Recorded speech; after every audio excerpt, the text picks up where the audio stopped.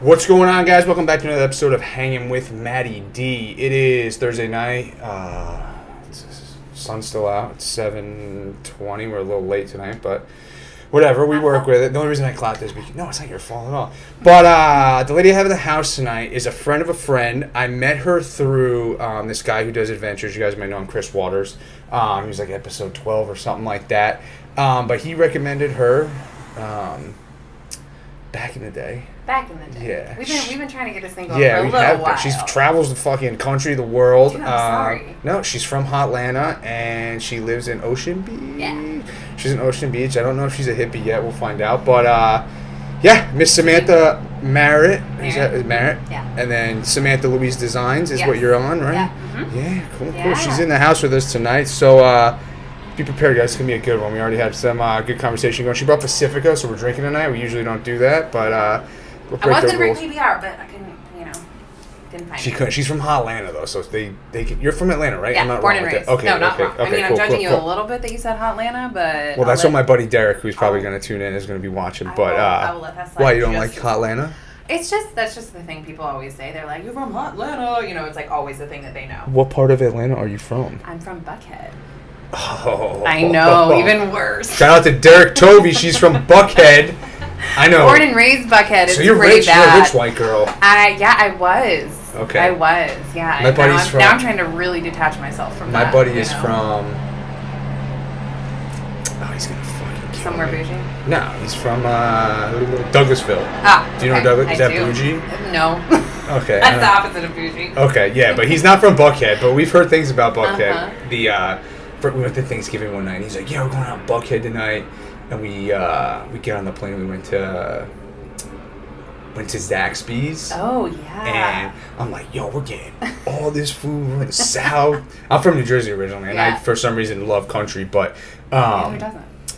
He's like, okay. He's like, I don't think you guys are gonna want to go out after you eat that. I was like, yeah, right. Like, we're going out. We ate all this Zaxby's, and then we just knocked out the night before Thanksgiving. That's like the biggest party night of the year. Yeah. But yeah, you're donezo after Zaxby's though. For yeah, it sure. is. But Zaxby's is good. They don't know about that out here. Yeah, they don't know about that. They don't have The Zax sauce out here. The Zax sauce. The fucking Zax sauce. The Zax sauce is where it's at. Dude, the Zax sauce is. The Zax sauce is phenomenal. So what brought you out here from Atlanta?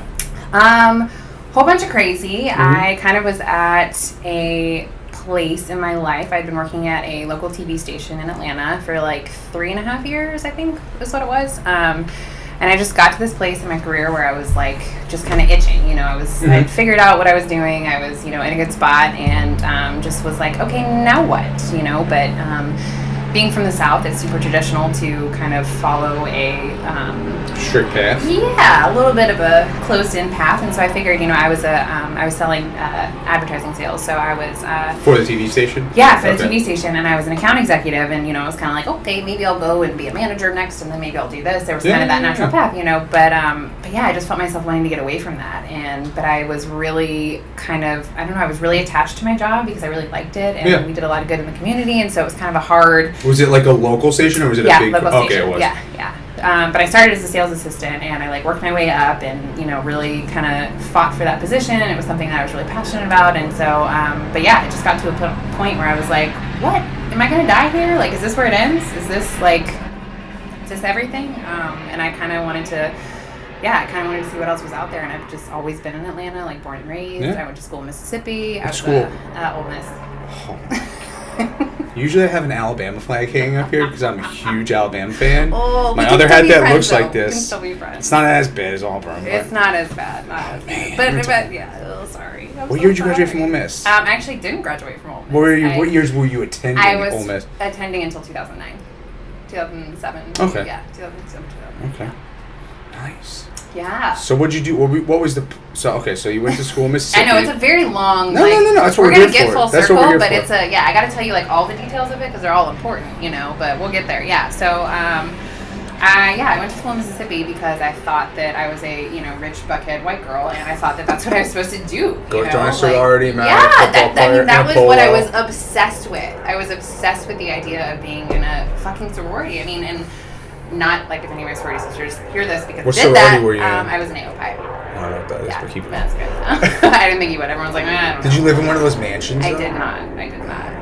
Have you seen I those? hung out in one of those mansions, and it was crazy. It was I mean, Mississippi is a weird place, first of all, Mhm. and like that whole experience and the trajectory of all of it, and just rushing and sororities and all the shit is so bizarre and old-fashioned and strange and weird when you're in it.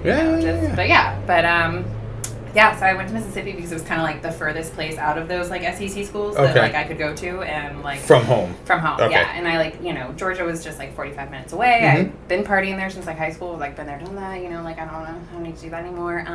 And yeah, so Mississippi just felt like the right option, and I went and visited a friend at the time and just kind of fell in love with it because it had like a quirky hippy dippy kind of like town feel to it, but then it also had like the preppy fratastic thing that I was so pining for. I just wanted it so bad. Because I went to like a tiny school, like the school that Chris and I went to growing up. So you went to Chris and I have known each other since elementary school.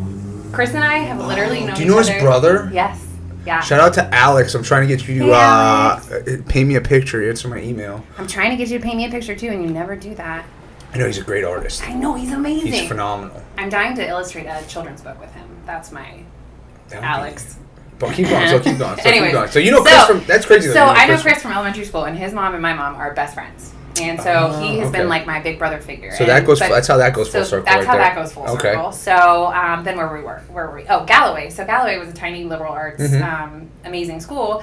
But I went there from the time that I was like 3 until I graduated. So that was like the only thing I knew. And I graduated with like, I don't know, 60 kids or something like that. Tiny. Yeah, like tiny. Really, really tiny. Like no football team. Like just, very small, hippy-dippy, crunchy school. And amazing school. Like, I'm so grateful. Did you say crunchy? Crunchy, yes. I call it granola. I like both of those. Yeah. But some people don't get it. You want to hear a funny story real quick? Yeah, Side note. So we were at a wedding. I'm from Jersey. We were at a wedding back in New Jersey, and my cousin's good friend, my friend Brian, we're in the hotel room, like in between like the reception and the rehearsal.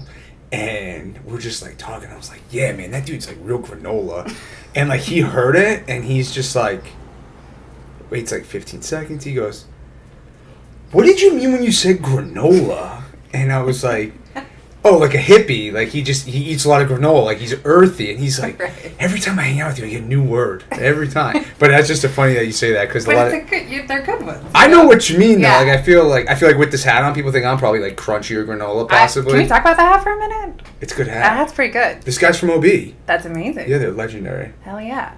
Well, it's good. A guy rocking a hat is good, I got one. Know? Nice hat, Matt. I got one. I knew you would get him. I got one. I knew you'd get him. But, so you're in Georgia. You're at you want to go to Ole Miss. Yeah, so that was like the pipe dream. That was like, oh my God, I'm going to be in a sorority and this is going to be what I do. And I'm so happy about that. But I didn't really know like school-wise what I wanted to do. I kind of thought that I wanted to be on TV and maybe I wanted to be in journalism. So that was my initial thought when I got there.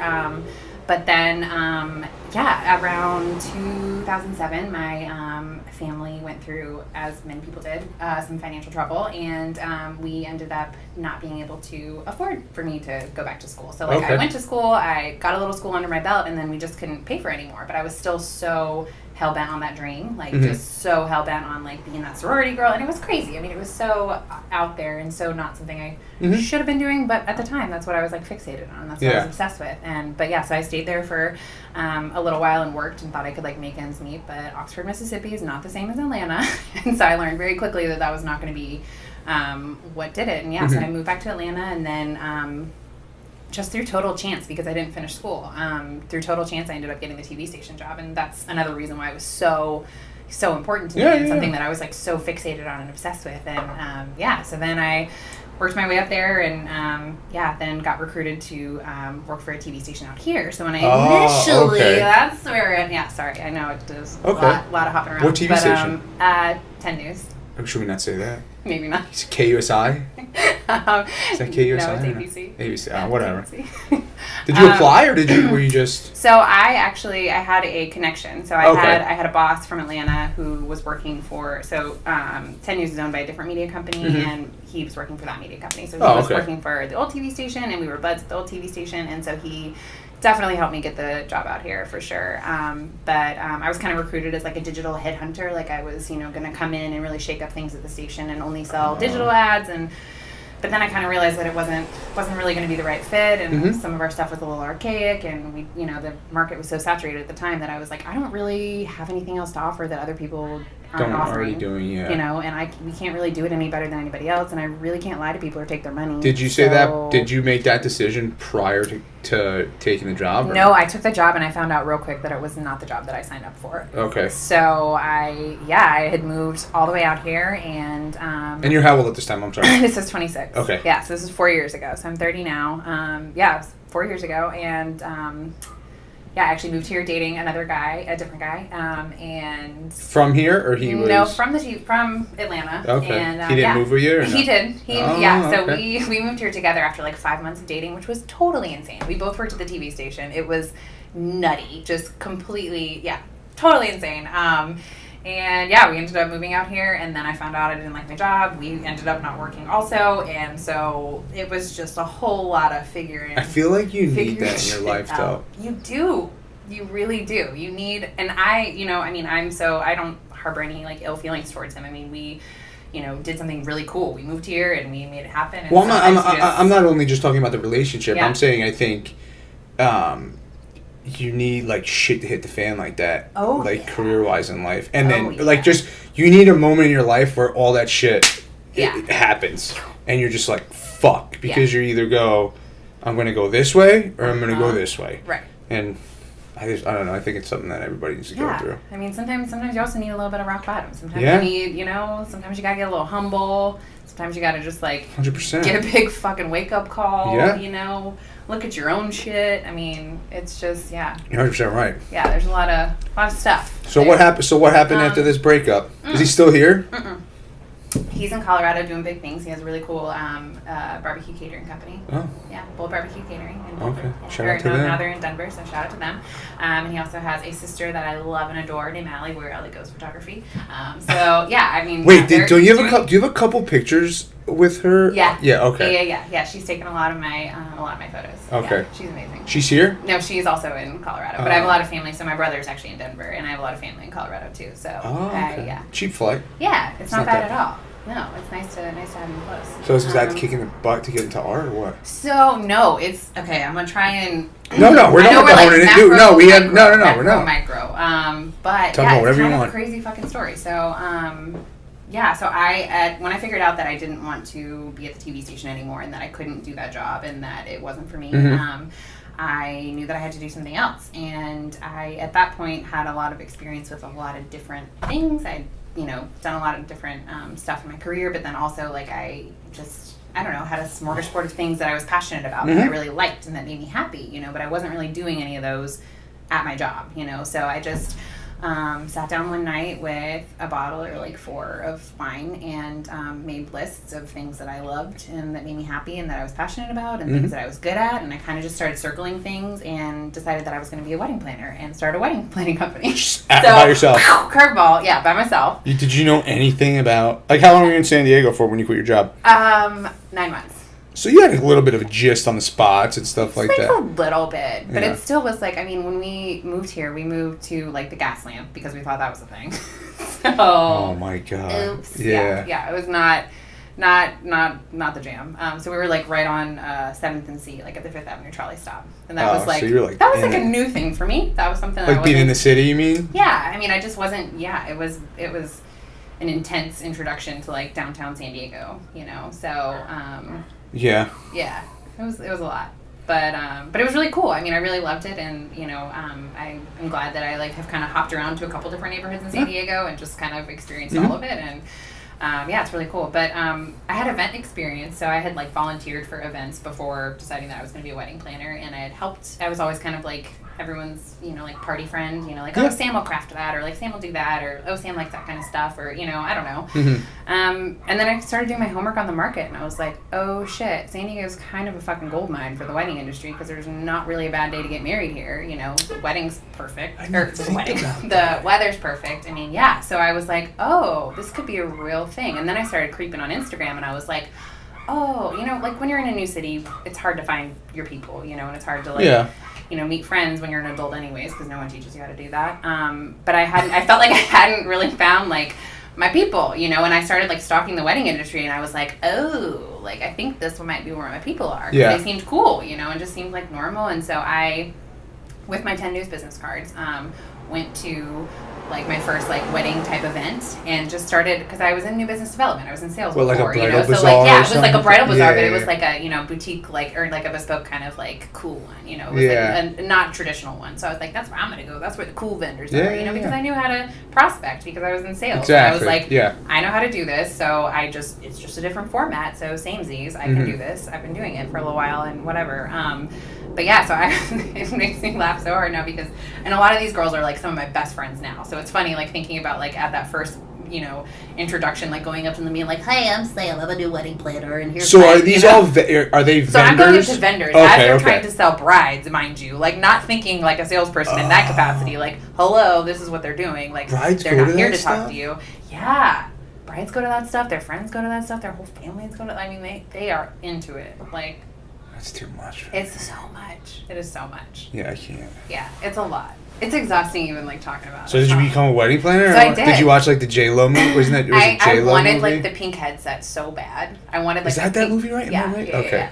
Yeah. The Wedding Planner with Did Matthew you want McConaughey. it? Yeah, I wanted that. I thought that was like sexy. I thought that was like I liked that, I had worn the power suit and I had done the like career thing and I felt like that was maybe my next move because that felt creative. That felt like all-encompassing of everything I'd done so far as an adult. And I was like, fuck, I can just apply all this to planning someone's most important day of their life, right? Yeah. Totally. Like, piece of cake. Not. No, not. So... When did you realize that, though? Were you planning weddings? Or? I was planning weddings, and I just found that I was so much more drawn to the creative side of things, and I was the wedding planner, so that includes all the creative stuff and all the logistics. So it's both. So it's not, you're not just, tying bows or, primping things. You're in it and you are all the things. You have to have every answer. You have to be on point. I mean, you are game face the whole fucking time. And so it just got to be, the pressure was a lot. The pressure, the stress, you're kind of like, you become this like receptacle for everyone's shit, like all their family stuff, all their drama. Like you're kind of like a therapist. I mean, you're like the everything. And it's just... How soon is someone hiring you? Like basically immediately, or they might not even be engaged in their hiring people. Like brides are crazy. I can't even imagine. Brides, I love you. Women, I love you. But woo. So how many did you do until you realized? I did. Well, so I knew that I needed experience. So when I started out, I started just offering myself up for free, just like free labor. Like, hey, I'll come help you. I just started reaching out to vendors. Like, I'm new. I'm trying to learn things, and I knew I needed to learn kind of like every vendor's role. And I just smart. Yeah, I mean, I needed to learn, and I needed more experience, like actually being at events. So I kind of early established like a really awesome network of women that I just connected with, and we're just like, yeah, free labor, like what can you schlep? Yeah. Go get something. And and we're just cool with, me learning, and it was just I'd gotten some experience through other people, and then kind of went out on my own, but I probably did 15 weddings as like a warm-up kind of thing, and then on my own I think I probably did about 15 to 20 in some capacity. So I was either planning or doing like design, install work, or calligraphy. So it was kind of like a three-pronged thing, but it didn't start out like that. Like it started just the wedding planning, and then it morphed into, okay, now I offer all these things, but then I found myself hating the logistics and hating the coordination of everything and just loving the design and creative aspect of it. And so that's what brought me to painting. Okay. So the creative part. Can we just do me? Can I get another beer real quick? Yeah, I've opened one. I pre-opened. I know, you're smart. I know. I want to give a shout out. Chris, I don't know if you're watching this right now, but you commented, and yes, you should have brought beers. But cheers again to that. Cheers. But I think you guys should just give a shout out to your school that you guys went to, because you, Chris's brother, and Chris. There's so many others. I don't even know Chris's brother, but you guys just automatically have the most creative minds, and I think that just goes to show you the environment, like education is so important. We'll talk about that. But we'll get there, yes. Because I have different beliefs on that. But when you say, I don't want to say this. When you say where you guys come from, like the upbringing you guys had and the people that taught you probably had such impacts because of the way they taught you, and you said it was a smaller, more niche community in a very liberal arts school and stuff like that, as opposed to like myself, who they pumped out, barely graduated high school. You know what I'm saying? So it's like a totally different. But I want to touch on education though. Do you think how important? No, let's get into it. How important do you think it really is? I think it's incredibly important, but I think there's a lot of gaps in our systems and people getting that good education and it being available to everybody. So I think that I was very privileged to, it was an incredibly expensive school. It was like $13,000 a year, I think, when I was going there. And so I was incredibly fortunate and privileged to be able to have that, but not everybody has that at their disposal, and but then I also have other thoughts on like college, because there's a lot of, I don't know, I think college should be available for everybody, but I also think that there should be more of an emphasis on real life experience, Okay, because yeah. I like how you say that, and I don't mean to say that the education system is bad. I don't think it is at all. I knew at a very early age that school wasn't for me. Yes. And I have the GI Bill, and I have all that stuff, and I've taken classes and stuff, and I just know that I knew probably my sophomore year of high school, I was like, I'm not going to need this to get by. Yeah. And, I took a different route than everybody. I joined the Navy. I did all that stuff, and I got all my... I appreciate that, but I grew up... I knew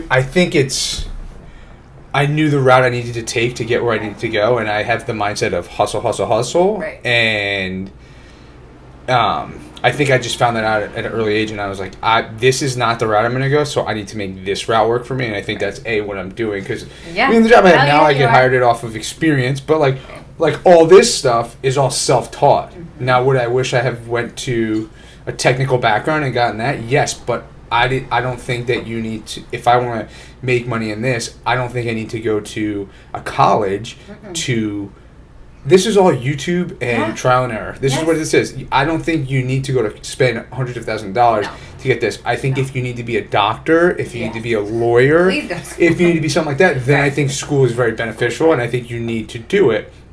But certain jobs, I think they harp too much on education, because I think there's so many minds out there that can just take things to the next level, and the fact that you're like, oh, I don't have a bachelor's degree, that means you can't fucking do this job. I'm like, fuck that. You understand where I'm coming from? Exactly. No, I know. I and totally it's just, understand. if you look at some of the best salespeople, a lot of them don't have fucking college. They've just been in the game for so long. They just know how to have a conversation with people. That's exactly what it is. That's all it is. It's just having a conversation with people and just being able to read, like body language and read a room and, that just energy, those kinds of things. Yeah, but exactly. And I think it all definitely comes down to what career path you want to take, because like my buddy's a financial advisor. He works for Merrill Lynch. You need to have the college just because the client is going to feel more comfortable with somebody, oh, he's educated, he knows how to handle money, where there's probably a guy sitting behind the computer that's didn't go to school and can like manipulate numbers like just as good as he can, if not better. Absolutely. And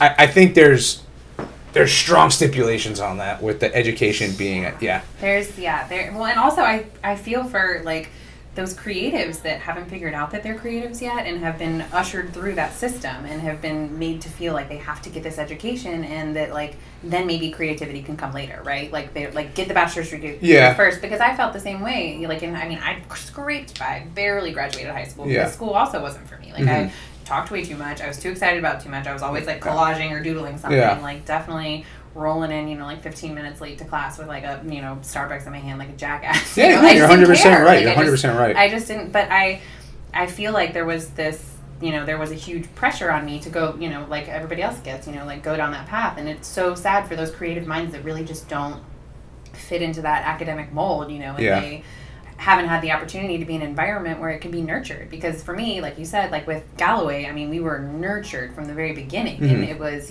be a lifelong learner and behave yourself and try. Those were like it was just very simple kind of, rules that we grew up on and that we were taught. And we were just always taught to play and explore and learn, and there was no wrong answer. And it was just a very, it was a very like nurturing, motherly kind of environment, where it was just very, we were outside a lot, we were in nature, we talked about our feelings, which is not normal. And so it's like, but all of those, you're so right. I have to give a huge shout out to Galloway, because they built me, to be the person that I am. It's phenomenal. They've done a phenomenal job. Yeah. Maybe with you and Chris, and hopefully I'll meet Alex when he comes to Comic-Con. Shout out to Alex. But Alex, hang out with us. But yeah, no, I think also is, like you said, there's people that don't, like, I'm glad I have a brother that is going to college, because it just knocked that box from my mom. Older brother, Yeah, so they're like, okay, you got one through college. But But because they always worry about me. They're like, oh, he didn't go to school. He's that not rogue guy. Yeah, I'm just like, guys, fuck you. I'm doing what I want to do. And they know it because my mom knows from very young that I don't, if I want to do it, I'm going to do it. It doesn't matter.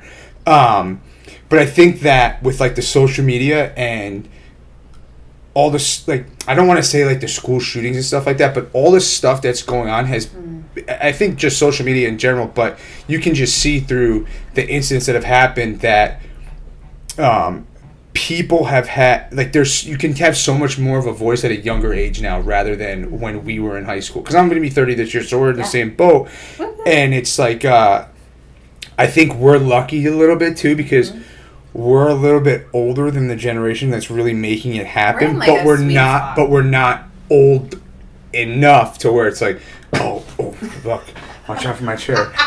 But it's not like we're old enough to not ride the wave. You know what I'm saying? So we're in a good spot. I think you made a good point when you said we're in a good spot. We are in a good spot because we also see we have this vantage point where we can see our youth and our young people that are stepping up to the plate and they're really doing the work and they're being those voices and they're using social media for good and doing all these incredible things. And we recognize them and say that they're important and they're valuable. And when you get a little bit older than us, you know, the generation gaps get bigger and it gets scarier, you know, and the generation gaps between older people and younger people and the technology. I mean, technology is scary for people who haven't grown up around it. And we are lucky that we kind of, you know, obviously we still remember having like phones with the cord and like things like that, you know. But we were old enough to realize like when something was happening, I guess. Right. Like I remember learning about the internet in 4th grade. Yeah. Like in 4th grade. But then, being like, then also you know? When you watch like all like the like, if you're an 80s kid, you like still remember that shit too. You know what I'm saying? So it's we're like pretty cool. We are because like, 80s A were the best. Yeah. No, but you're 100% right because whenever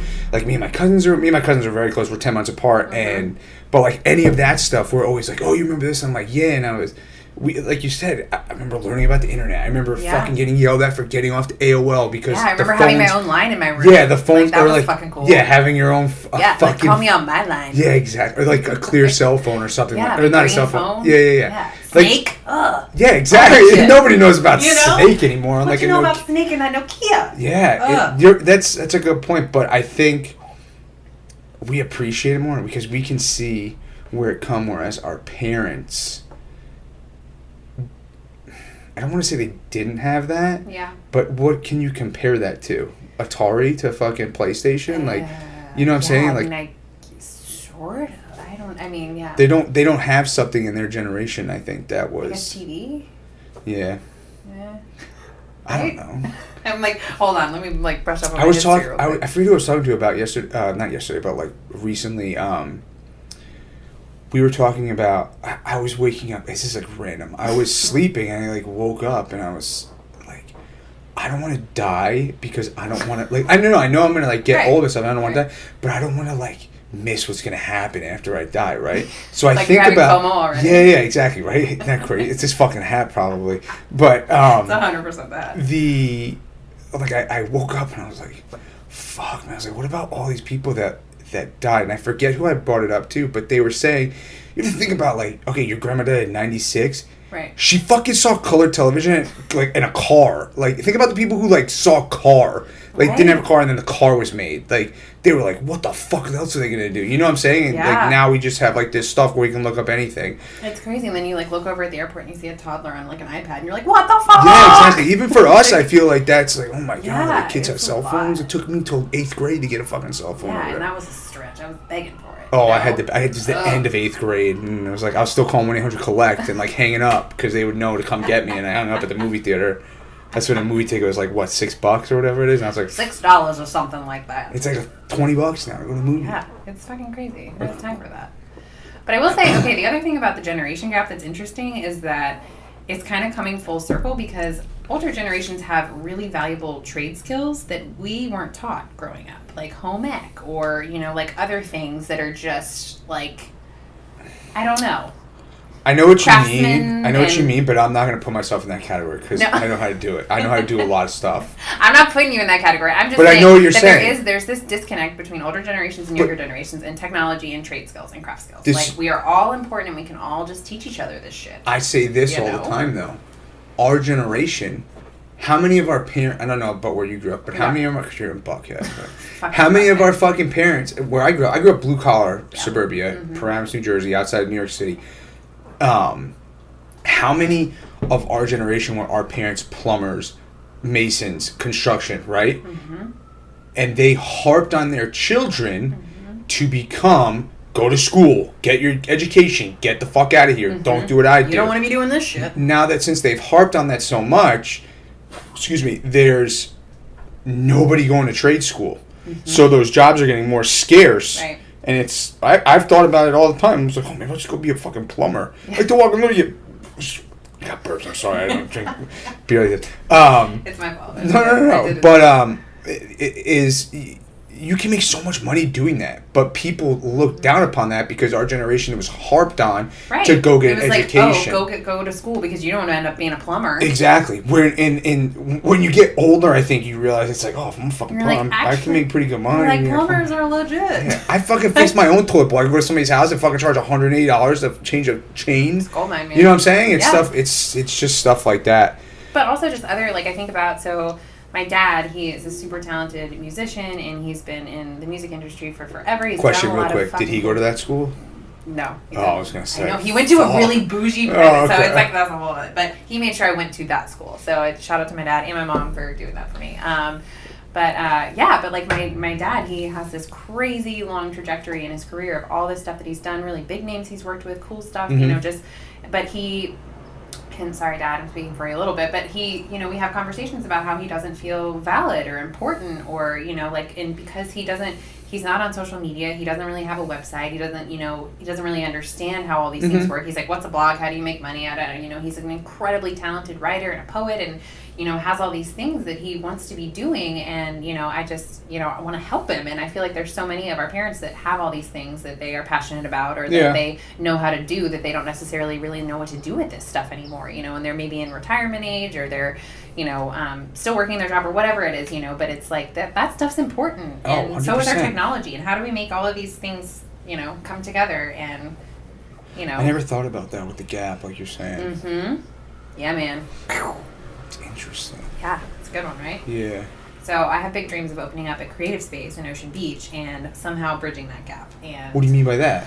Oh, so many things. I can't spill all the beans. A creative space? A creative space. Like where we play with like one of those little fidget spinners? No, a space to create where creatives come, and it's like a photo studio, a place you can record podcasts, resource center, like creative resource center. They don't have anything like that? There's a couple different places, but there's not really anything like that here. There's I feel like that would kill an OB. Well, there's nothing in OB. So my really good friends, Stacy and Nick, they're actually opening up a space in North Park. Just to do that? It's going to be a lot of things, but a creative resource center, because we all need these things. We all need places to create and places to make, and what we really need is to get out from behind our computer screens and actually have community and actually talk to people and actually make connections. And that's been lost. It has, because we're all sitting behind our computers and going, and getting in like silly little fights and 100%. Just dumb shit. It's like Twitter wars or whatever they do and stuff. Yes, all this stuff, when we should really just pull up a seat to the table, have conversations with people like, hey, how do we all just be happy and create and make and do cool shit together, That would be interesting. Telling you, man. Stacy and Nick are doing it first. They're doing it in North Park. Are they going to get people to come, though? Yeah, 100%. Yeah, our generation would go. Yeah. But older people, they're going to make it happen. They're two powerhouse. They need to bring people from nursing homes. Uh-huh. I would love that. That would be amazing. And, can you imagine? Do something that, Like, I would love to sit down with, 5 80-year-olds and, show them how to Instagram stories. I just found out that the guy that lives down the street from us... Yeah. I sold my truck to some dude across the street, and he just told me yesterday, and they gave me the DVD that supposed to be this guy at the end of the street is like a world-renowned surfboard shaper. And they gave me his movie that he's in, really? And I'm just like, we gotta watch that. I'm just gonna go knock on his door and see if he'll just come on and bullshit with me. Hey, will you come talk to me about some shit? Exactly, that's what I'm saying. He is like a cool spot. They goes down Scorpion Bay, I guess, in Baja or whatever. But there are so many. So we need to. need to respect our older generations, and they have a lot of stories to tell. 100%. You know, like they got a lot of shit. I love talking to the old vets and stuff like that too. Yeah. Yes, I mean, I'm sure Life was different back then. way different. Harder. Yeah. But it's interesting, like trying to, because my parents are both small business owners, so it's funny to like have all this knowledge, information, be a small business owner, be doing the creative thing, and doing all of, I mean, I'm a one-woman show, and I have, a couple people, shout out to Alyssa that I just recently hired who's helping me, but knowing how to do all this stuff and trying to like explain that to my parents and have them like implement it in their business is like, ugh, it's just like not, it can be very scary and like daunting, and I don't know where I was going with that. But. Real quick though, on the topic, we have a question. Oh, Will, if you're still listening, we're answering your question, brother. So should we talk about our items and what? No, we're gonna get into it. Relax. This is fucking good. This great. is my favorite ones are like this. Fuck yes. Okay. So he said what we talked about, how our parents pushed us to get a higher education and stuff like that. Since you said your dad was a musician, I mean, he's very creative. Yeah. Did he push you? I guess Will wants to know, towards the way of you have to go to school and get a degree, or he did? Yes. Hardcore. Okay. Very hardcore. There you go, Will. Yeah, well, my dad didn't finish college either. So my dad was in college in Vermont until I think he had like one semester to go, and he didn't end up finishing and ended up pursuing his passion and pursuing music and being a fucking badass and paving this entire career for himself and doing a lot of really cool shit, and so it's funny now to like have it all come full circle and to like have thought, that school was going to be the thing, and then I had to do the school thing, and then I somehow ended up with this job in Atlanta, and then I somehow ended up in California, and then I decided to be a wedding planner, and now all of a sudden I'm an abstract painter, and that's what I do every day. Well, you got crazy, some, I mean, I don't want this just on the wrong way, but you got some of him in you, you know what I'm saying? You got him in you. Just a little bit. Yeah, but it's cool, but it is funny to like, sit and think about that from that perspective, and super just getting that question, that's really funny. All right, so back to OB wedding planning. So I was wedding planning when I lived downtown. When I lived downtown and when I lived in North Park. So I was wedding planning then, and I stopped doing that in 2016. So fairly recent. Yeah, so I've been a full-time artist since 2016. So, wait, real quick. Yeah. When you say calligraphy, do you do this stuff for Chris on the? No, he does that. Okay. He does that. Come on, yeah, he's impressive. I thought he said that you helped him do that or something like that. I've helped him with like little craftsy projects and stuff like that. But I think he also has another gal that's like maybe done some calligraphy too. But, I'm waiting for him to ask me to hand somebody an envelope. Right? That's like, what I'm Chris, asking can we be? for. I want to be like a cool person. Like I want to be like a whole like a station. I want to do like something really weird, freak him out. Just really get into it. Or like paint something. Yeah. Or maybe cool. I don't know. Like maybe it's something weird. Or maybe we hide some paintings. We can send them to the creative studio in North Park. That's what we can do. So I got where did art come? When were you like, fuck this, I'm just gonna paint? So I went to that super artsy school, so Galloway. I like learned I learned about Picasso from my elementary school teacher, Miss G. That was a question I was going to ask. Amazing. She is someone who is still at Galloway. She is still the elementary school art teacher. She is one of my absolute icons. But I remember very vividly like her teaching us about Picasso and Frida Kahlo and all that, just in having this very early arts education. Is Picasso 1 year? Is what? Is Picasso got 1 year? No, it's Van Gogh. Van Gogh. Right, sorry. Come on. I didn't go to school. I'm gonna be a snobby art person, as you know. I won't be a snobby art person. I like found myself. Where were we going with that? Calligraphy. Yeah, that thing. Okay, so I started doing calligraphy, started offering that for my brides, and that kind of led me into messing with watercolor because I was doing a lot of brush lettering. Okay. So rather than using like a pen and nib and the ink in like a traditional sense, I was doing brush lettering, and so I started messing with watercolor, and I was doing place cards, and I was trying to figure out like I just didn't like seeing the same shit over and over again, and I didn't want to do the same thing over and over again. It's like a cookie cutter. Who fucking wants that for the most important day of their lives, So I kind of started forging my own kind of style within that and doing some different stuff. And I kind of had like a couple happy accidents with watercolor and ink, and I was like, ooh, and it was on paper initially, and I just kind of got excited about like the abstract shapes. But I was a very snobby art person. Like I was the kind of person who was like, I'm not going to a fucking art museum, and also like a toddler could do that, What do you mean when you say you didn't want to go to an art museum? I just wasn't super interested in it up until like the wedding industry. Okay. So, like, I mean, I was... So you're talking about pre? Pre. Yes, okay. Pre. So, like, before this all happened, before I started painting, before this was a thing,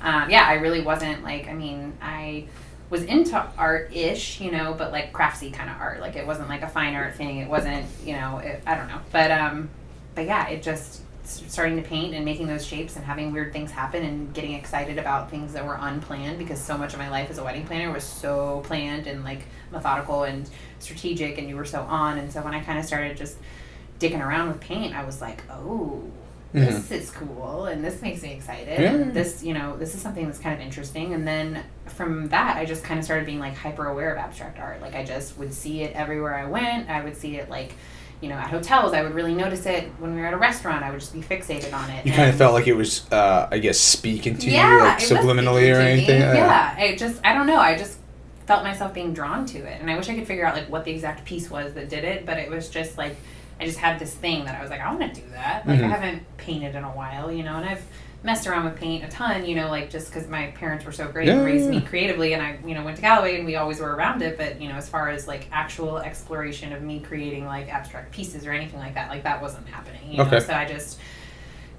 just kind of this was like, so I started painting in 2015. So I just kind of went and picked up some canvas and some brushes, and I had an image of kind of what I wanted it to look like, and it was abstract, and I could see it in my head, and I was like, yeah, I'm just gonna like paint this. Like, I'm really artsy. Like, I probably do this. And so I like sat down to paint, and the thing I made was so fucking ugly. Yeah, it was so bad. Do you still have it? No, it got painted over. I was like, no. I have the like fourth version of it, which is actually what like most of my paintings are. You know, I usually end up painting something and then I'm like, oh fuck that, I hate myself, this is terrible, and then I end up painting over it, and then I do it again, and then I do it again, and then I do it again, until it gets to a place where I'm like, this is cool, this is amazing. But yeah, so that one I do still have, but it's like a couple layers of something different. So you still have it? Yeah, still have it, you know.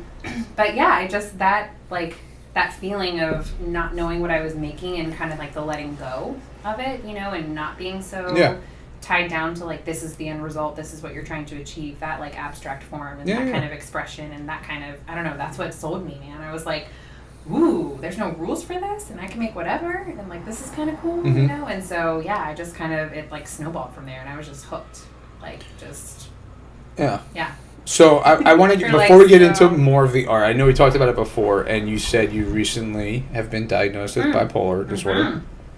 So now, can we crack one more open? Yeah. I'm just going to fucking do it. Yeah, do it. I'm going to open it for you. Yeah, thank you. So, like you said, you recently diagnosed with bipolar disorder. Yes.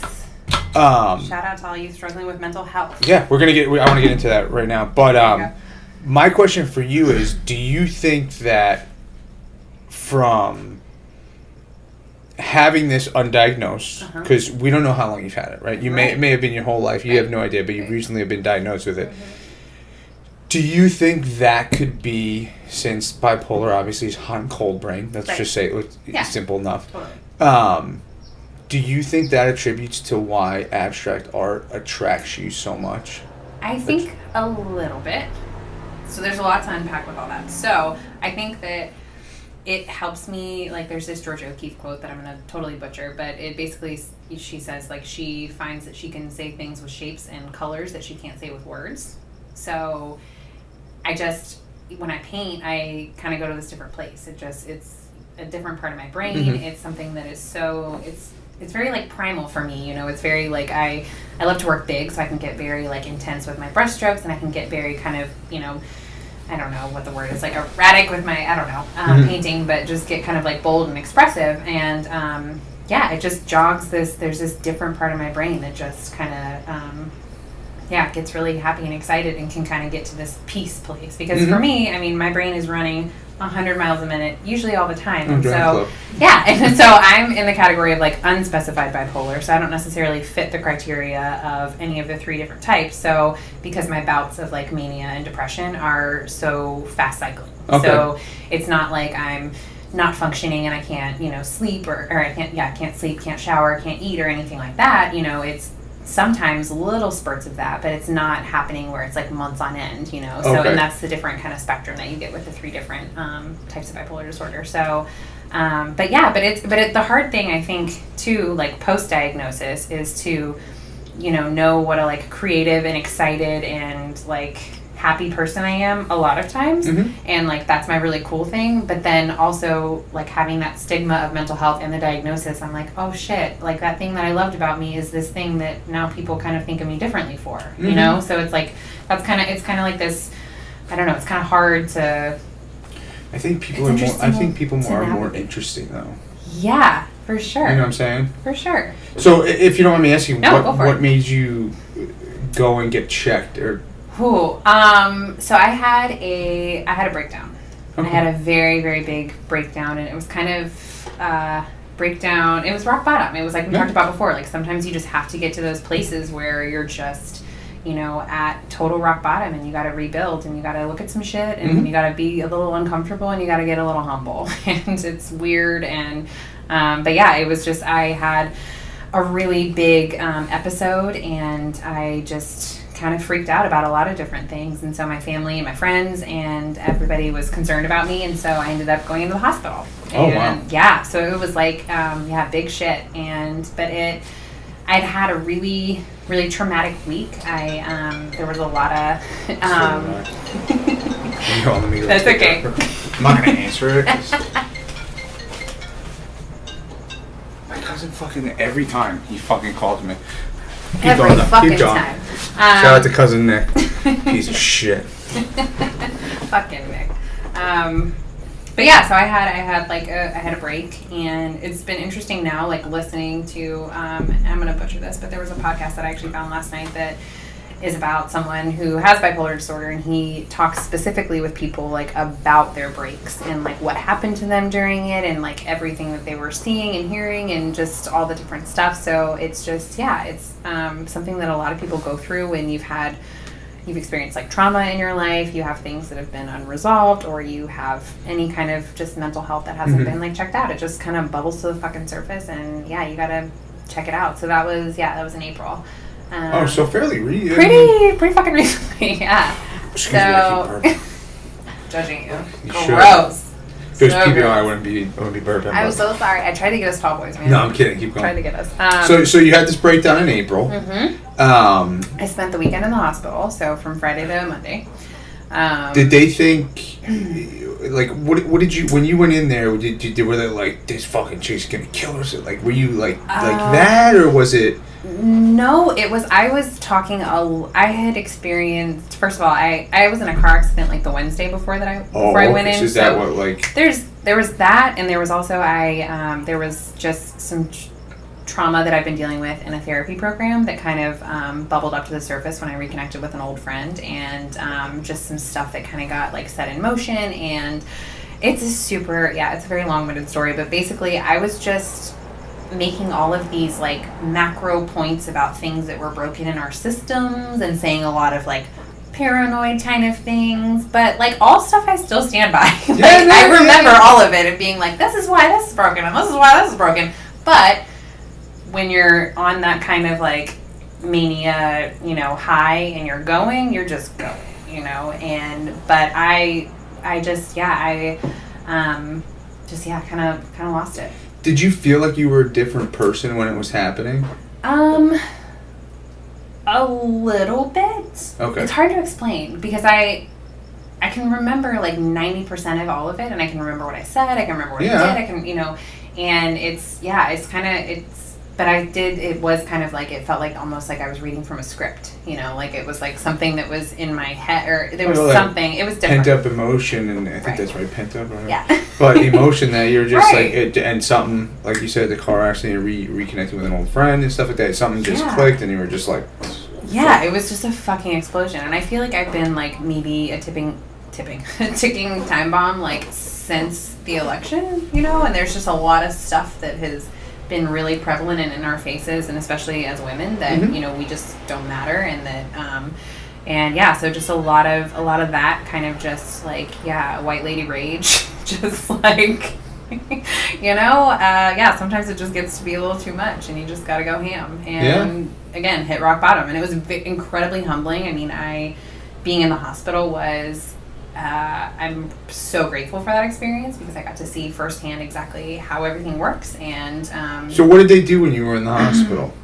To hit you with some Xanax, or was it? They pumped me full of like Ativan, Halidol, and Benadryl initially because I was so, when I first got there, like I shouldn't be here. I'm fine. Like this is crazy. I'm sorry. It's kind of a long story. We won't get into all of it.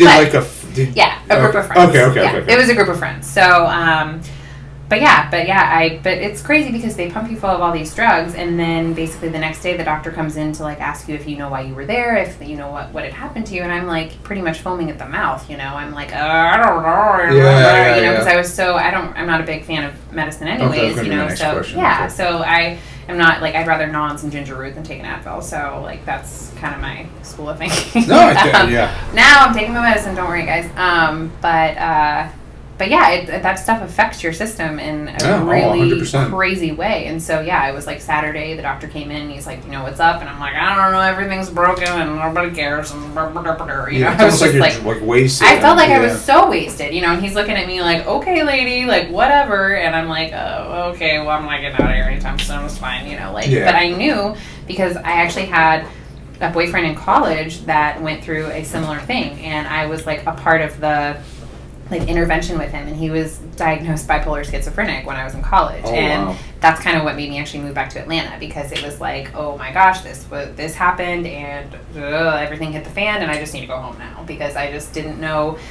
But it's so crazy to go through that experience on the other side 10 years later, but to have like, I mean, I was 21 at the time when I went through that with my ex, and but I remember being so judgmental, like so just like, you're crazy and I can't deal with it and this isn't my shit, you know. And but it's just it's been.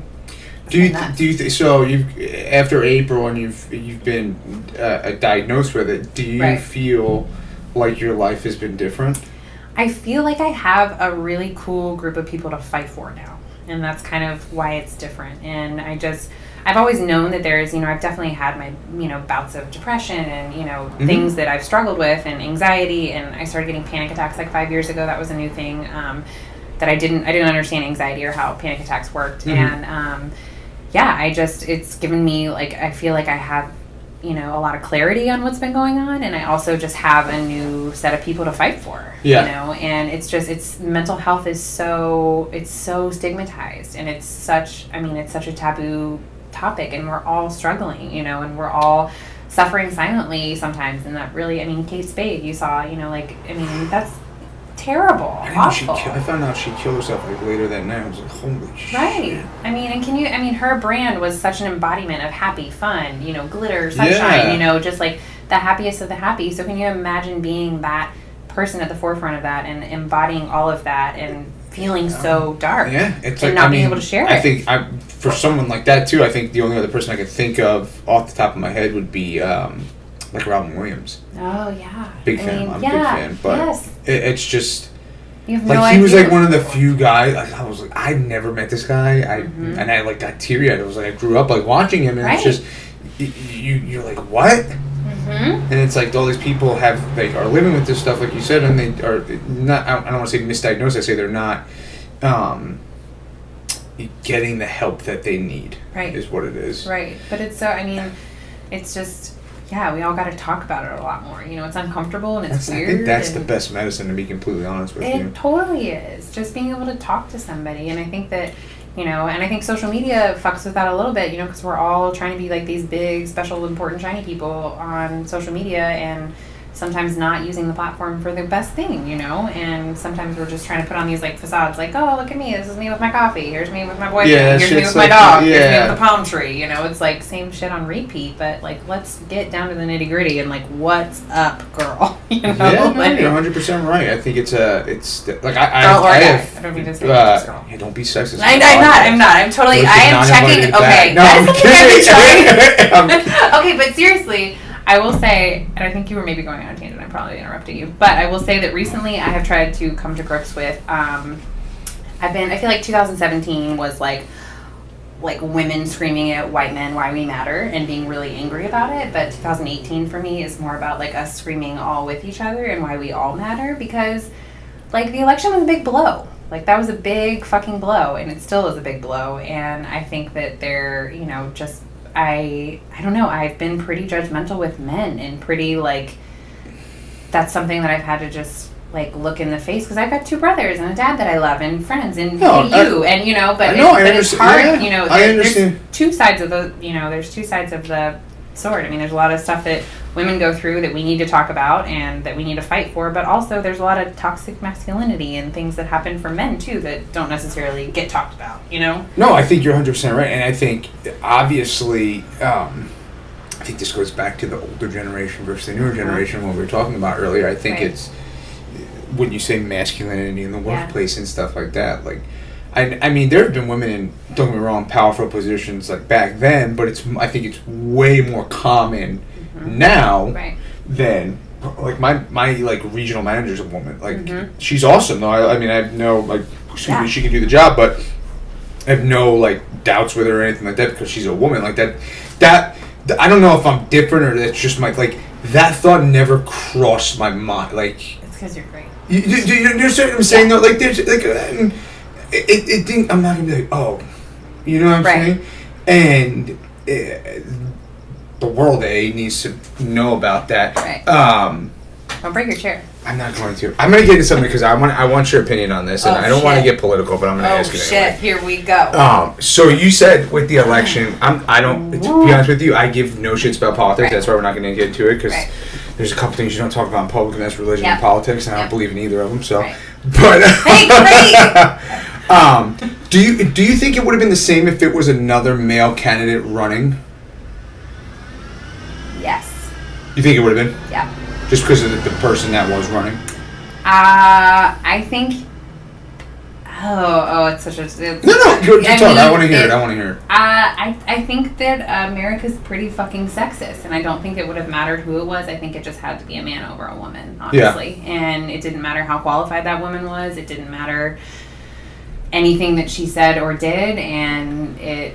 You know, I think that honestly it would have just, you know, I mean, you're seeing it now. And the crazy thing is that now we went from like such a strong, powerful time with Obama and, you know, and then, I mean, everybody thought that Hillary was a shoo-in. Everyone thought that it was a done deal, you know, and then to go to where it's just kind of commonplace for you to be this hateful and this ugly about people and this divisive about people. I mean, that's the stamp of approval that he's put on everything, you know, and so it's like this crazy trajectory that we've gone through, you know, but I think that, again, it's fucking necessary. Like, I think I am trying to, like, come full circle and see the silver lining in Cheeto and Chief, and, you know, just understand that we all have had a lot of uncomfortable conversations that have needed to happen, and I think they're finally starting to happen. Like, we're breaking down those, like, gender roles, identities, and, you know, 100%. Labels, and race, and sex, and, you know, I mean, all this stuff that has been so, I mean, we're all just, like, putting each other in boxes and labels and categories, and it's just, we're all humans. Like, we're all the same. Mm-hmm. Like, we are all the same. No, 100%. And we all just want to be happy, good people together. 100%. And so I think that, yeah, we'll see a woman president in our lifetime. Fuck yeah, we will. 100%. Fuck yeah, There's no doubt in my mind. Fuck yeah, we will. And we are all so angry, so we're gonna make some shit happen. But we're so. I think if it happens again, there's gonna be all civil war. I know, but I think don't you wish that evil upon anybody, don't you? No, I didn't say wish. I said if. I know. Don't even speak that. I was gonna say. Speak that. But yeah, I don't know. I just it's an interesting time to be alive, and I think it's just look at us, 3 bears deep. I know. I think it's just what we talked about, and I think everything is just it's times are changing. Times are changing. You know, we haven't seen change in a long, long time. I think the last we've seen, like, I think the last time we saw pushback against, I don't want to say the government, but the country had people who were pushing back, I would say, is probably like the 70s with the hippie.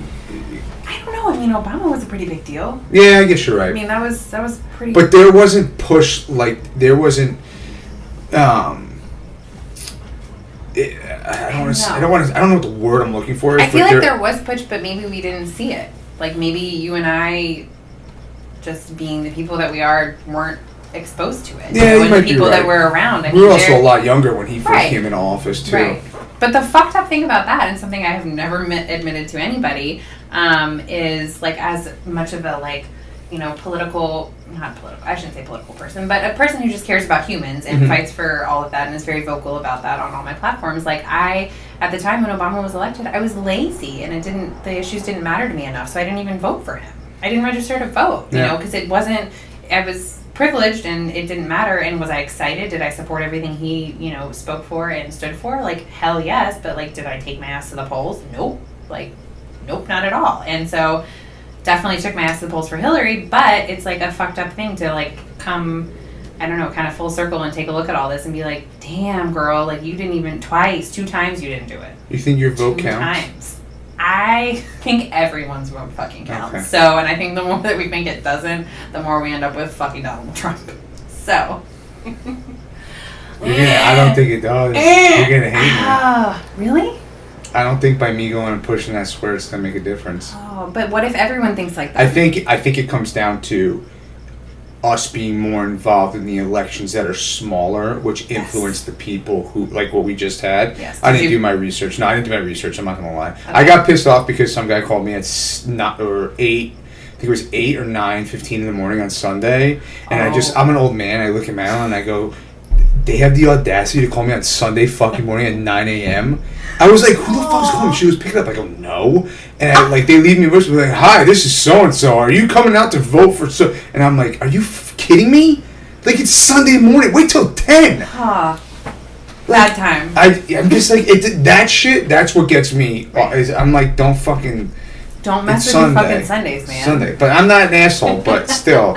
That's not my thing. But anyway, this was the first time that I actually like voted in a midterm, and we had a guy come knock on our door, and you know that says a lot. That says I don't know if he won. I'm not sure.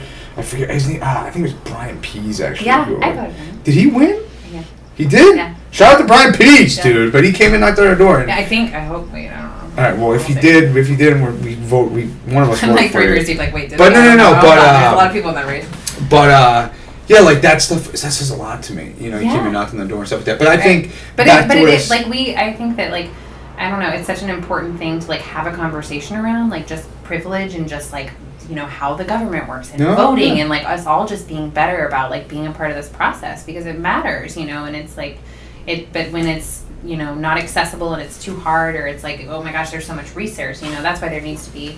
They were talking about it on like another. I think it was Joe Rogan's actually. They were talking about the election and how we should be at a time now where since everything's on the internet that you get an IP number and you go on and you can vote online because it'll make it so much more accessible to all these people who can't get out to the voting booths and stuff like that. But yeah, I think for me personally, because I think if I'm mistaken, Hillary won like the popular vote, and then the electoral vote is what actually counts it. But yeah, I don't know. I think if you want to be someone who gets like really into it, I think it starts at the bottom. Yeah, it's like the Drake song. Yeah, start from the bottom. Now we're here. Yeah, cheers to that. But we'll get off politics. So back to abstract art. Yeah, so we're gonna go back into it. So you started painting abstract 2015, 16, 17, started realizing you really want to do it. When were you like, I'm fucking not planning weddings anymore, I just want to paint and do art? It was like pretty quick, honestly. I mean, I was painting while I was doing the wedding planning, and so I just was doing it at the same time and kind of like just feeling myself getting further and further away. And I kind of entertained for a while, like, okay, if I found somebody who was just as passionate about like logistics and planning as I am about the creativity and the people, like I could have a really badass business. But I just couldn't find that person, and I don't know, it just didn't feel right to kind of make that work at the time. And then I kind of entertained the thought of like, maybe I'm just a wedding designer, and like maybe I'm just doing that, and maybe I'm just doing the creative part. But as I started painting more and more, I just got pulled further and further away from the industry and just kind of had like my baby toe in there. Like I still do a little bit, you know, and occasional stuff. But yeah, I just kind of started feeling happier and happier, not having that pressure. And like the wedding industry, I mean, all the vendors are fucking amazing and incredible, and I'm so happy to know so many of them. But it just that takes a special person to be a part of that so much, and like just be in it and on and just But yeah, it kind of, as I started like painting, people just started kind of commissioning me, and then it just kind of started going, and it was just felt like it was like almost out of my hands. What do you mean commissioning you? Like to do your artwork? Yeah, yeah. I'm just interested because I don't know how you become an artist. You know. So when you commission an artist to do a piece of art for you, that's a custom piece of artwork. So basically, so like, I want you to draw me something, and you give me that. I give you $1,000, you give me that. Kind of, yes. Okay. So and it's it varies from artist to artist on how they work. But like for me, I want people to look at my portfolio and actually like what I do and be like, I love this. Like, can you do something? I love pink and blah, blah, blah, whatever. You know, these are my colors, and you know, this is my, you know, design plan that I'm doing, and these are my color swatches, and you know, whatever, all that kind of stuff. But yeah, it just kind of like snowballed, and it started with like friends of friends, and then it just kind of like expanded from there. And then I was kind of at this point where I was like, oh shit, I kind of don't care about weddings anymore, and I kind of only want to do this all day every day. Like when I first started painting, I mean, I was binging hard. Like I was like, do you have a studio in your house? Or? I have a studio in my house, but I'm looking at opening up a separate studio because I had a studio prior to the in-house studio, and I loved having it being separate, and then I really wanted it to be at home so that I could be at home more and like be with both dogs and all that stuff. But now that I've been at the home studio, I'm like ready to move it out of there and have your own out of there and have some separation, you know, because it's you know, it is nice to like just, you know, go and paint, you know, and not put pants on, but you know, I know what you mean. And but actually going to a separate space and like, this is your work and the thing you do, and this is your home. Like they're separate. So are you just specializing in abstract, or do you? Just abstract. Don't do anything else. I know, it's weird, right? So you can never go wrong. People can't say it's bad. I know, they can't say shit. Yeah. It's amazing. Are you making good money? Yeah. Don't mind me asking. Hey, okay, well wait, let's talk about that question. I do. Okay. I want to know. Because I don't know fucking paintings. Like I would never. Exactly. Okay, but if a lawyer was sitting here talking to you, would you ask them if they made enough money? It depends. I would have to see I guess I'd have to see their work. But like immediately, if someone was like, I'm a lawyer, would you be like, do you make enough money doing that? No. Right. Is that offensive to ask you? No, I'm just pointing it out. It's not offensive at all. People don't know any better, and so they say that. But usually, like we talked about earlier, like, you know, religion, politics, money, you know, any of those things are usually things that you don't say to people. But when you do something creative, like, people automatically think that they can just ask you how much money you make. Yeah, no, right? That's a good. I don't. No, and I'm not trying to call you out at all. I'm so glad that you asked that, because it's like a perfect exercise in just like having this conversation and talking about it. But it creates this weird kind of stigma in artists' head that they're just not worth enough, you know, because people are constantly, I mean, that's a question I get all the time. Like people, and it kind of triggers people a little bit too, because like I've been at shows where I've been like live painting, and you know, the idea is just to have people kind of come up and like talk to you, and you know, have it be like a communal kind of thing. Oh yeah, I'm an artist and this is what I do, and blah blah blah. But there was one time when I was painting at an event, and I had this dude basically for like, I don't know, it was like 25 or 30 minutes. He was just like pelting me with questions about my like revenue and stuff like that, you know, and I'm just like, bro, I make enough money. Why are you so concerned? This is none of your business, you know, and it's weird that you're asking me all this stuff, you know, but it's not your normal thing that people do. So people are like, what, how do you even do that? Because it's such a like, you know, it's such a kind of like steep hill to climb. Like, oh, you're a full-time artist and you just paint abstract. Like, that's all you do? Like, what the fuck does that even mean, you know? But the cool thing is that there's so many different opportunities with technology, like opportunities for licensing. You know, you can do large-scale murals. You can do digital, you know, opportunities with people. You know, work with agencies. You can work just client-facing. I mean, there's so many different ways that you can go with all of it. So yeah, I didn't mean to put you on the spot there and like put you on blast for that question. But. No, but it's now I'm never gonna ask anybody that again. No, okay. Let me tell you the best thing that you can say to an artist. I want to know. Okay. So or artist or small business owner, it goes for both of them. When anyone tells you... Is it offensive that I wouldn't ask a small business owner that question? No, it's great, in fact. I think that's great. I think that's amazing, because I lump them, because I'm both of them. I'm a small business owner and an artist, so I put them both in the same category because we kind of go through like the same shit. Yeah. But they also have like their different shit. But the best thing like when anyone is telling you that they're pursuing their dreams, they're doing what they love, like they're doing something, you just ask, how can I support you? That's all you ask. Like, that's amazing. How can I support you? That's it. Yeah. Super simple. Good to know. That's like my favorite thing to teach people how to, just to say. I mean, it's a very simple thing, but it's like, how can I support you? Like, are you showing in any, and it's kind of like with an artist, it's like just starting out, you don't be like, are you in any galleries? Are you in this? Because those are usually like fine art qualifiers for like making it. But, like, how can I support you opens up the opportunity. Well, like, hey, I'm just starting out. Follow me on Instagram. Or like, oh, I actually have an Etsy shop you can go look at. Or like, oh, I have a website where I have e-commerce. Or like, oh, I have a show coming up this weekend that you can catch. Here's a free ticket. Or whatever. It's like, how can I, oh, that's amazing. How can I support you? Or like, you know what? I actually really need a lot of mural work. So like, could you refer me to anybody that has big murals? It's when you say big mural, maybe a sign of a building? Yeah, like side of a building, in or like a business, come paint my wall. or come paint my wall. Yeah, okay. Painting on a wall. I painted this myself. Can you tell? It's great. No, You did a very good job. Shitty. It's terrible. I got the blue masking tape on. I tried my best. Listen, I wasn't gonna say anything, but since you brought it up, I painted my brick wall too. Like this is real brick. It's amazing. You did a great so job. hipster. I'm hipster with my hat on and stuff like You're that. hipster. You got a hat above you, and you got a hat on. This is so my that's beach like, hat, though. This is my beach hat. I know the fact that you have two hats, like I got a within lot of arm's hats. reach, You don't makes even you know. like By extra. the back, I got 3. There's a Marine Corps hat. Right.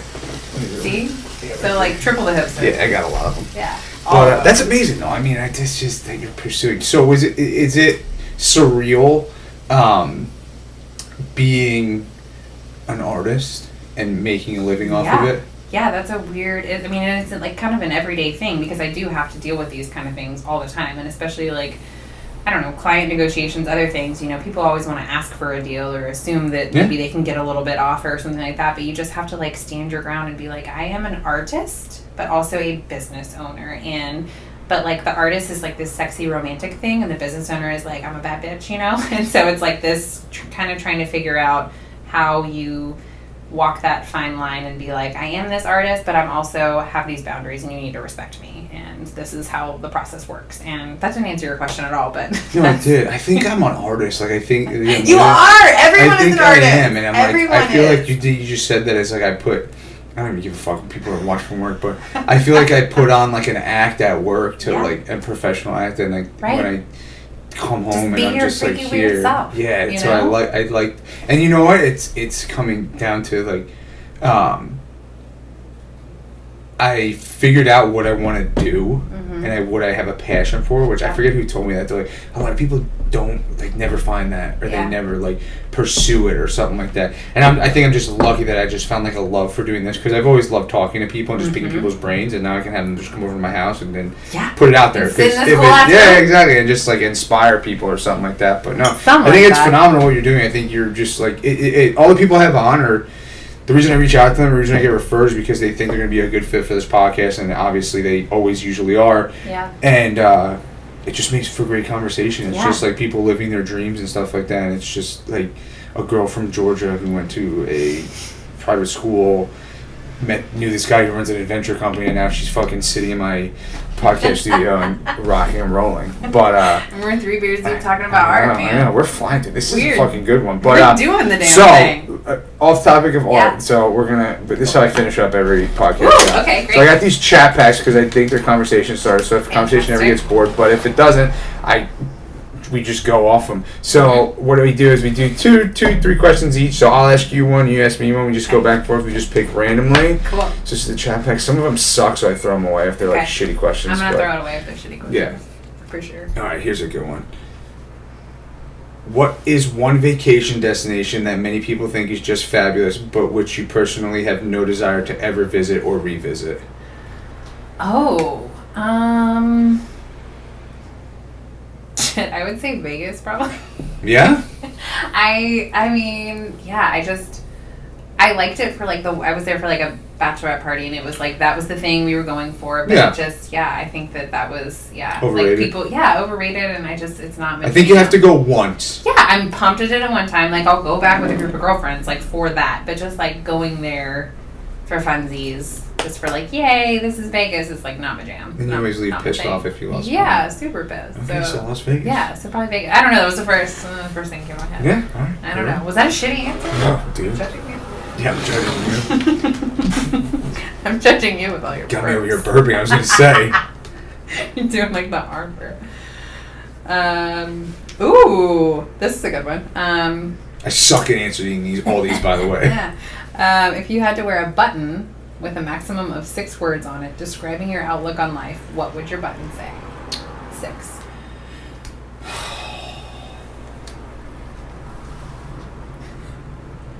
That one right there.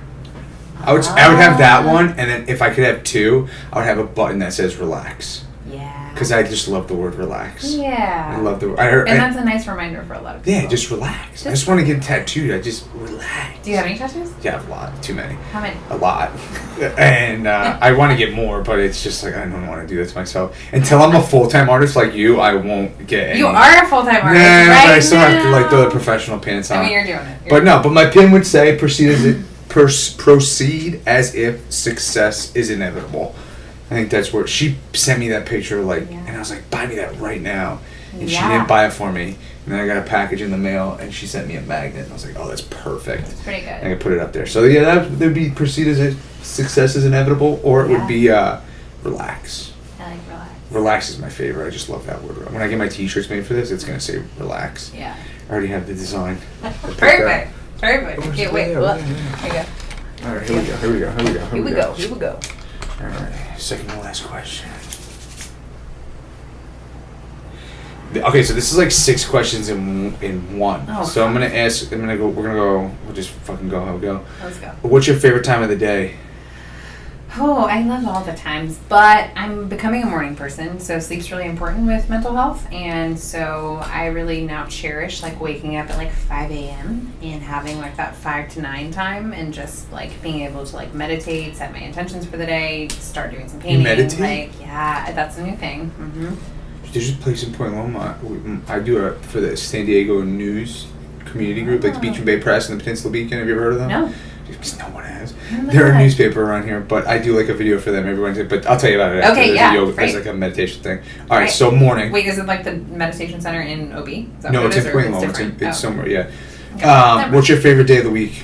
Oh, gosh, I love them all. I actually really like Mondays because they're kind of like my I knew you were gonna Sunday. say that. Oh, it's your Sunday. Oh, because I guess you work on the weekends. Yeah, right? well, sometimes, but I also I usually like to give Monday to myself to just kind of like decompress. do my shit. You're like a pizzeria or like a barbershop. They're never open on Monday. Yeah, I ain't open on Monday. That's why whenever we're like down the shore in Jersey on the weekends, like when people are out partying on Sundays, Sunday nights, they're usually like the barbers or the hairstylists. I got Monday off. Industry night. Yeah, right? I guess that's what it is, right? Yeah. But then who works the industry when the industry night people are out? I don't know, man. Right? Fuck. Nobody. What's your favorite day of the year? I like April. No, I need a day. A day? Month is next. We need a day. I was going to say April, and then I was going to graduate to like 14th, or I don't know. Okay, so April is obviously your month. April's so my month. Ahead. So day, I don't know. All right, let's go. What's your favorite week of the year? My favorite week of the year? Well, it's hard because San Diego doesn't have any fucking seasons, so like that's kind my of fucking last question on here. What's your favorite season? So. Oh, I like spring and fall. Okay. But yeah, I don't know. I don't know about days. I'll throw that one away. Fuck right. that question. So, fuck that 6-part question. Yeah, I know, you're up though. Last first, one. Like, say Make sure it's a good one. Okay.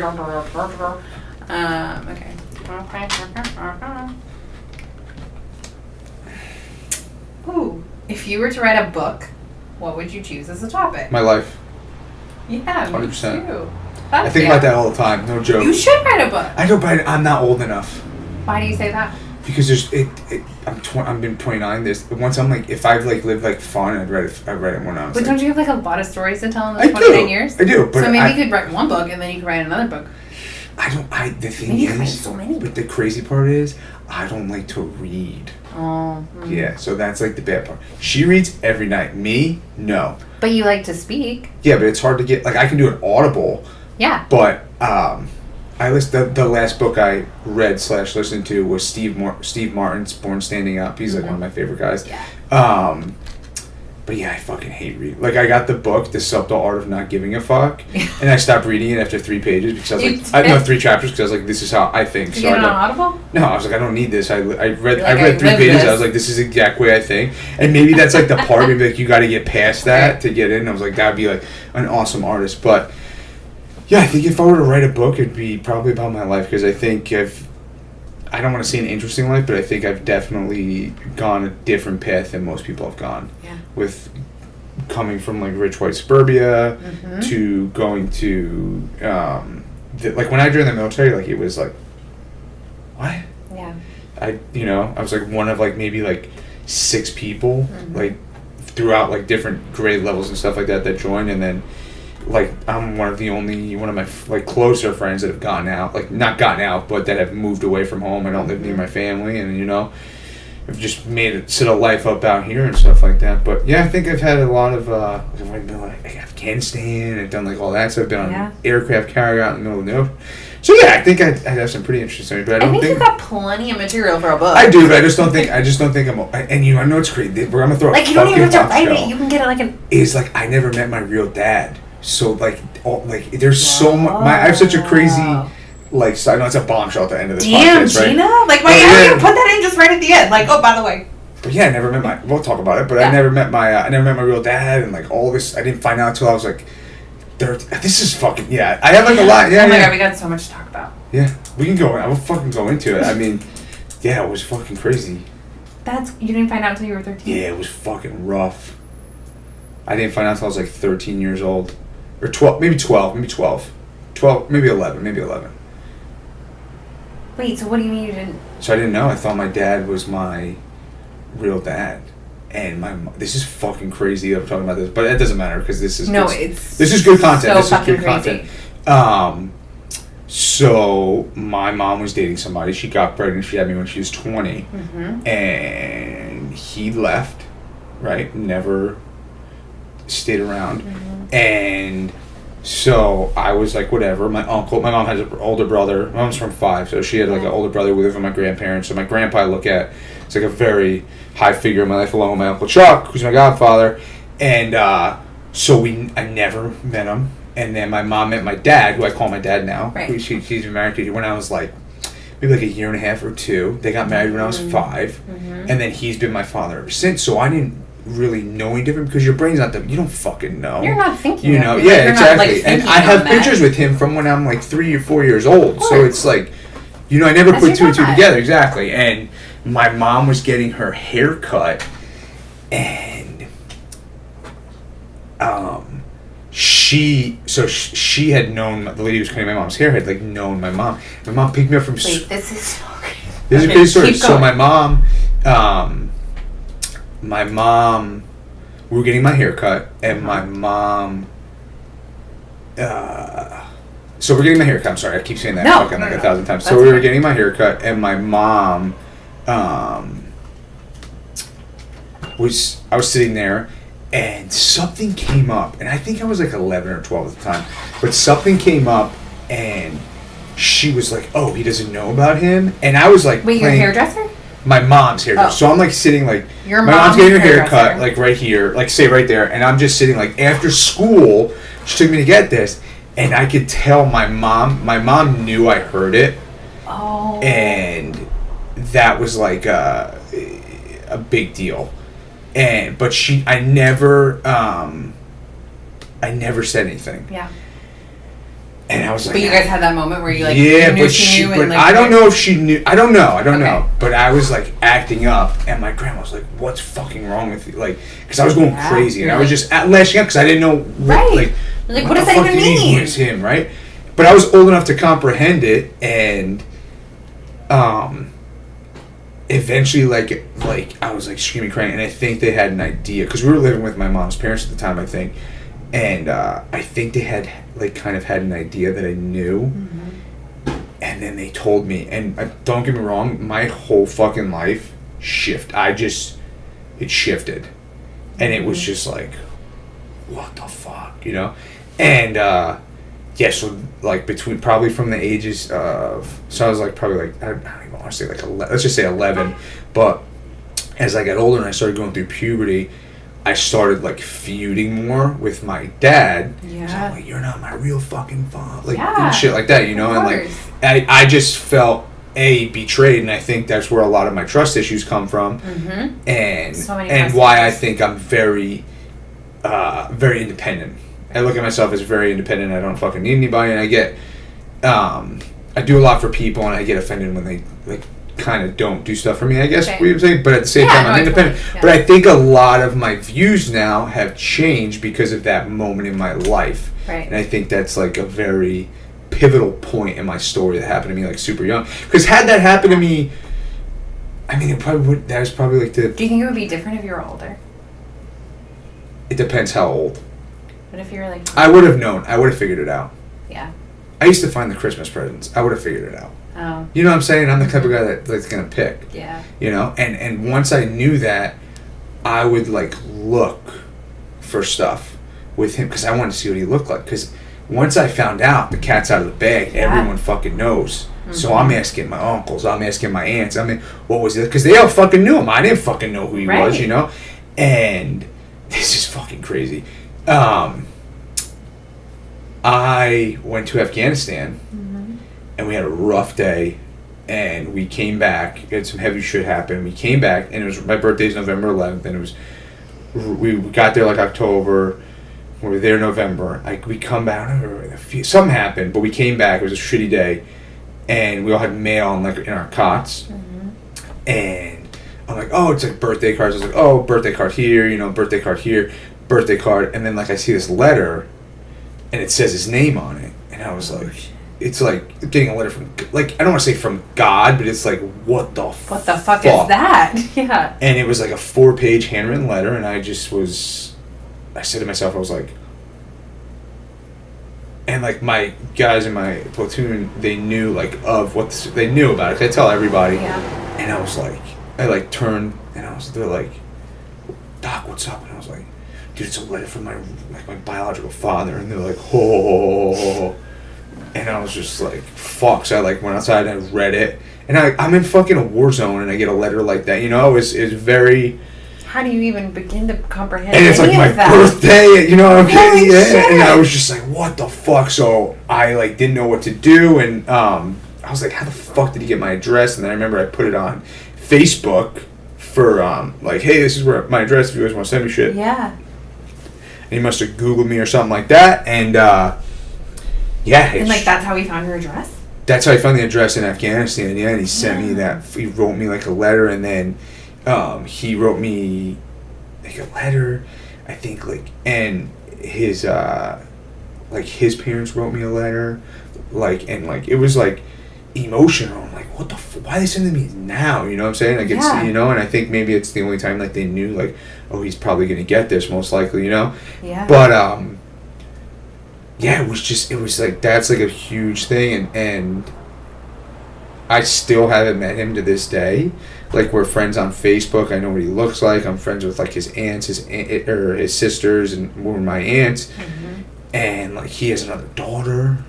And you want to hear how even crazier this gets? Yes. So his daughter, so my half sister and my brother, are the same age, and they go to the same college.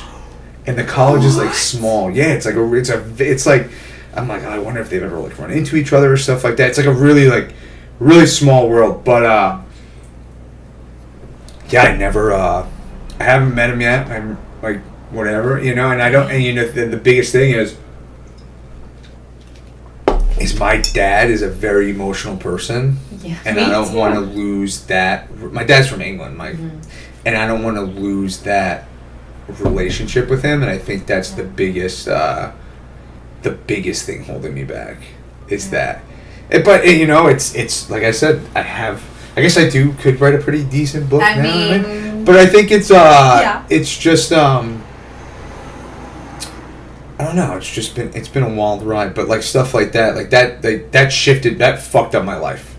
Yeah. That like shifted me in a crazy different way. But I think it's for the best. It was for the best. It makes you stronger and stuff like that. Yeah. But yeah. Damn. Was that your question? What was the question? I don't even remember. You don't have what was the question? I'm just like curious. Oh no, it was the book. The book. Yeah, it was the book. Question. But yeah. I'm like, I don't even know how we got here. I'm just sitting here in like total awe. No, but yeah, it's been a crazy ride, and you know, I don't think I would change it in any way. Mm-mm. I think you know, and I trust me. I went to go see a fucking therapist. Yeah. And I'm a firm believer in that I just need to... I like to handle stuff by myself, I guess you could say. But I just like to talk to people, and that's why I do this, you know? But yeah, I mean...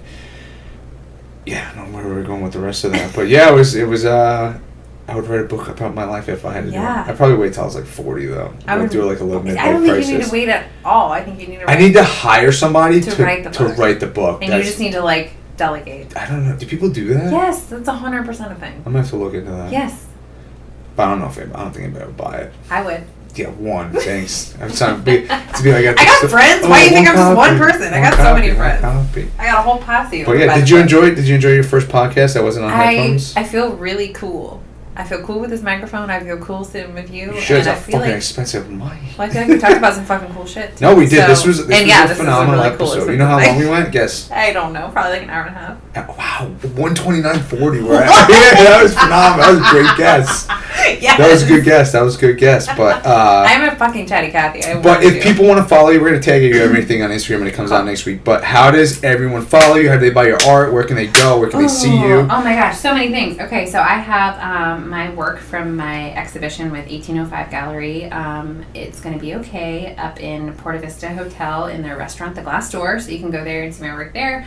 You can also go to my website, SamanthaLouiseDesigns.com. You can also follow me on Instagram, Samantha Louise Designs. I'm teaching 2 workshops. I'm teaching a workshop in July, an abstract painting workshop, because everyone can be an artist, and you just need some tools and some skills. So in July and in August. So sign up for those, and let's be friends. Nice, yes. Yeah. Well, I thank you for coming on. It's been phenomenal. Hey, thanks for being so cool. Yeah, this has been a great one, dude. I'm not going to lie. It's been great. I was just telling my buddy, I was like, I don't know if it's going to be, we're going to see what we're going to talk about, but yeah, it's been good. But guys, thanks for listening. Samantha, again, thank you for gracing us with your presence. It's been a pleasure. Thanks for being here. Hope you guys like my new hat tonight. It's my new look, so get used to it. But, till next time. Yeah. Adios. Thanks, guys.